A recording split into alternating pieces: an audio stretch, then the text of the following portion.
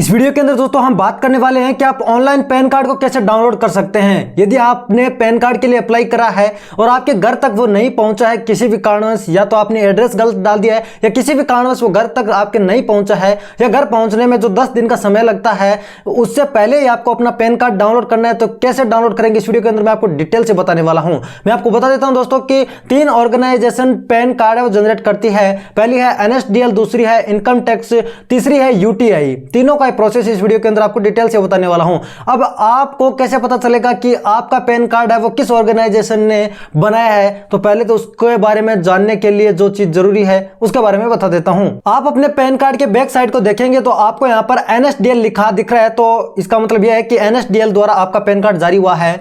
पीछे यदि यहां पर UTI के आगे कुछ लिखा आ रहा है UTI, तो आप मान सकते हैं कि आपका पैन कार्ड है वो UTI ने जनरेट किया है। अब यदि आपके पास पैन कार्ड है ही नहीं, आया ही नहीं है, या फिर आपने किसी कॉमन सर्विस सेंटर वाले से अप्लाई करवाया है, यदि आपने खुद अप्लाई किया है तो आपको पता होगा। यदि CSC वाले से अप्लाई कराया है तो आप उसे पूछ सकते हैं कि उसने पैन कार्ड है कौन सी वेबसाइट से अप्लाई किया है। चलिए अब मैं स्टेप बाय स्टेप आपको तीनों प्रोसेस बता देता हूं कि कैसे कैसे आप डाउनलोड करेंगे। और सेम ऐसे ही इनकम टैक्स द्वारा यदि जारी हुआ है पैन कार्ड तो यहां पर नीचे इनकम टैक्स की ईमेल आईडी दिख जाएगी। ठीक है, चलिए मैं आपको बताता हूं कंप्लीट प्रोसेस की कैसे डाउनलोड करना है। सबसे पहले इनकम टैक्स द्वारा जारी हुए पैन कार्ड को डाउनलोड करने के लिए इस वेबसाइट पर आपको आना पड़ेगा। डिस्क्रिप्शन के अंदर लिंक मिल जाएगा। इंस्टेंट ई पेन पर क्लिक करेंगे।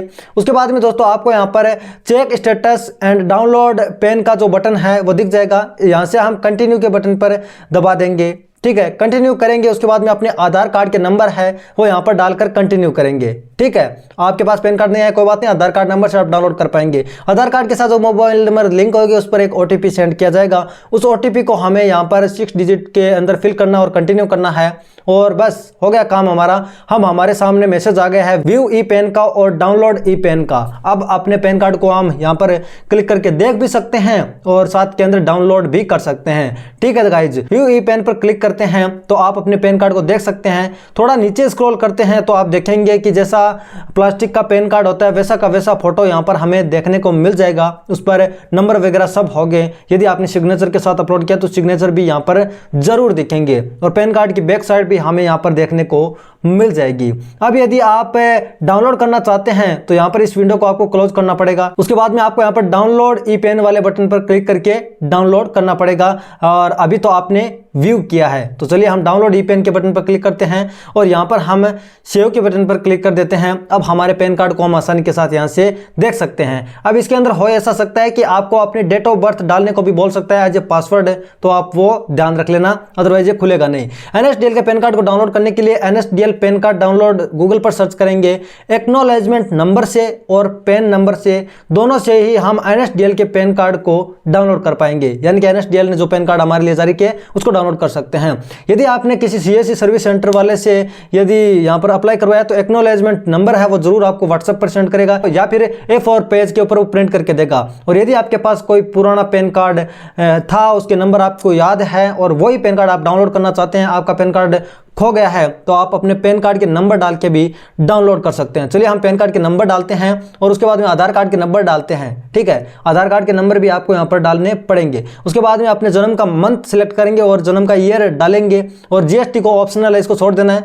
और इस टर्म एंड कंडीशन को चेकबॉक्स पर क्लिक करके चेक करना है, यहाँ पर डिक्लेरेशन देना है, और जो कैप्चा दिखता है वो कैप्चा डालकर हम यहाँ पर सबमिट के बटन पर क्लिक करेंगे। हमारे पैन कार्ड की पूरी डिटेल यहाँ पर दिखा देगा, pan card number, mobile number, यहाँ पर पिन कोड वगैरह। अब आप ऑथेंटिकेट किससे करना चाहते हैं, ईमेल आईडी से, मोबाइल से, या फिर किससे, तो आप यहाँ पर मोबाइल नंबर वाला ऑप्शन सेलेक्ट कर सकते हैं, ईमेल आईडी वाला सेलेक्ट कर सकते हैं, और बोथ भी कर सकते हैं। टर्म एंड कंडीशन को आपको यहाँ पर एक्सेप्ट करना है और मोबाइल नंबर वाले के ऊपर टिक करना है यदि आप इस पर मैसेज मंगाना चाहते हैं। तो यहाँ पर डिक्लेरेशन देने के बाद में यहाँ पर जनरेट OTP के बटन पर क्लिक करना है, और जो OTP आपके आधार कार्ड के साथ मोबाइल नंबर लेगा उस पर आया वो डालकर वैलिडेट के बटन पर क्लिक करेंगे। अब दोस्तों आपको यहाँ पर लगभग 8 रुपए के करीबन पेमेंट करना पड़ेगा यदि आपके पैन कार्ड को बने 30 दिन से ज्यादा हो गए हैं। तो ये विंडो आपके पास नहीं आएगा, पेमेंट गेटवे पर आपको रिडायरेक्ट नहीं करेगा। यदि आपने 30 दिन से पहले ही पैन कार्ड डाउनलोड करने के बारे में यहाँ पर डिटेल डाली है या फिर डाउनलोड करने के लिए डिटेल डाली है, तो यहाँ पर वो डिटेल नहीं आएगी। तो यहाँ पर आप continue with paid e PAN download facility के बटन पर जब क्लिक करेंगे तो आपके सामने 8 रुपये का पेमेंट करने के लिए आपको बोलेगा। वो आपको 8 रुपये का पेमेंट करना है, उसके बाद ही आप डाउनलोड कर पाएंगे। यहाँ पर दो पेमेंट गेटवे दिखते हैं, पेटीएम का और यहाँ पर बिलडेस्क का। जिसे पेमेंट करना चाहते हैं उस पेमेंट गेटवे को सिलेक्ट करना है और आपको यहाँ पर पूरी समरी दिखा देगा। अब ये पूरी टर्म एंड सर्विस है, वो उसको एक्सेप्ट करके प्रोसीड टू पेमेंट के बटन पर क्लिक करेंगे। अब दोस्तों आपको यहाँ पर पे कंफर्म करना है। आप रीडायरेक्ट हो जाएंगे पेमेंट गेटवे के डैशबोर्ड पर। आप यहाँ पर credit card, debit card, net banking, UPI, wallet, QR code, जिससे भी पेमेंट करना चाहते हैं आसानी के साथ पेमेंट कर सकते हैं। यहाँ पर पेमेंट करते हैं और आपको यहाँ पर पूरी पैन कार्ड के लिए डाउनलोड करने के लिए समरी वो दिखा देता है। वो कंटिन्यू के बटन पर हम क्लिक करेंगे। अब यहाँ पर जनरेट एंड पेमेंट रिसिप्ट के बटन पर हम क्लिक करेंगे तो हमारी पेमेंट रिसिप्ट है हमारे सामने आ जाएगी। यहाँ पर अपनी पेमेंट रिसिप्ट को डाउनलोड कर सकते हैं, प्रिंट कर सकते हैं, जो चाहे वो हम कर सकते हैं। यहाँ पर हमें डाउनलोड PDF का बटन मिलता है, जहाँ से हम अपनी पेमेंट रिसिप्ट को देख भी सकते हैं और डाउनलोड भी कर सकते हैं। ठीक है, अब आपको ईमेल पर भी एक लिंक सेंड कर दिया गया है या फिर आपको पैन कार्ड सेंड कर दिया गया है।